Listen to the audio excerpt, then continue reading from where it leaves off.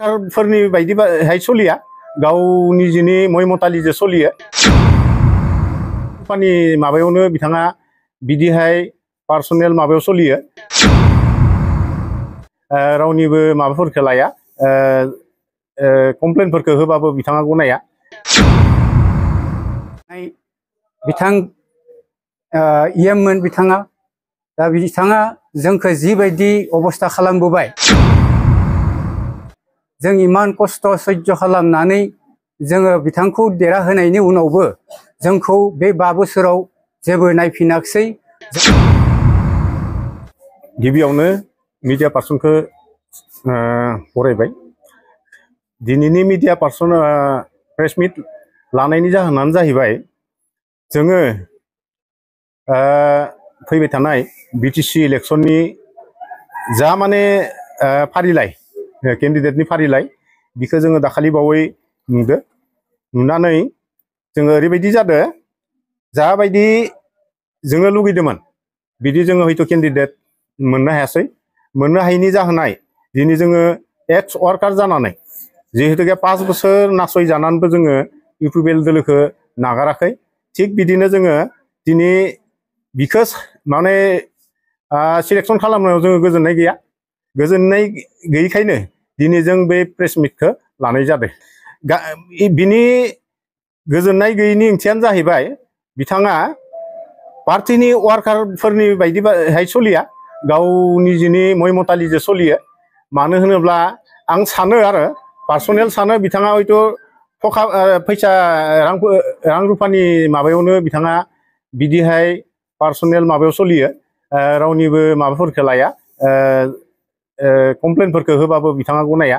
दा बिनि थाखायनो जोङो लुगैयो फैगौ समफोराव जिहेतुके जोंहा बिसायख'थिया जानो थांगासिनो दङ बेयाव जुदि जोङो मोजां केन्डिडेट मोनाबा होमबानिया जोङो साननैसो उनाव आरो डिसिसन लाबावगोन मानो होनबा जोङो मा खालामनो हायो जों नायनोसै दङ निस्सय दङ दंनायखायनो दिनै बिदि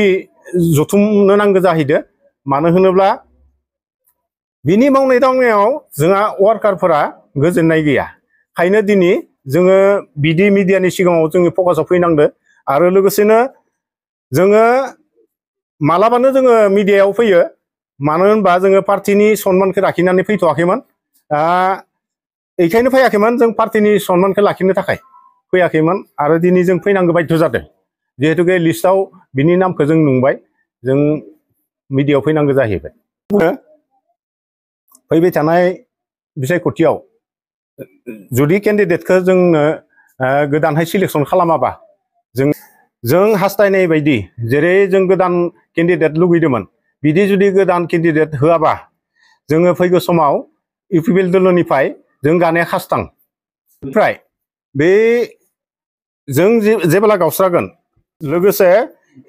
फैगौ एमएलए बिसायख'थियावबो जोंनिफ्राय जों गैयाबा गोहोम गोलैगोन जोंनि बे प्रेस मिट दिनै होनायनि थांखियानो जाहैबाय फैबाय थानाय जितु काउन्सिलनि इलेक्शननि थाखाय मुसलपुर समस्तियाव जि बिजाथिखौ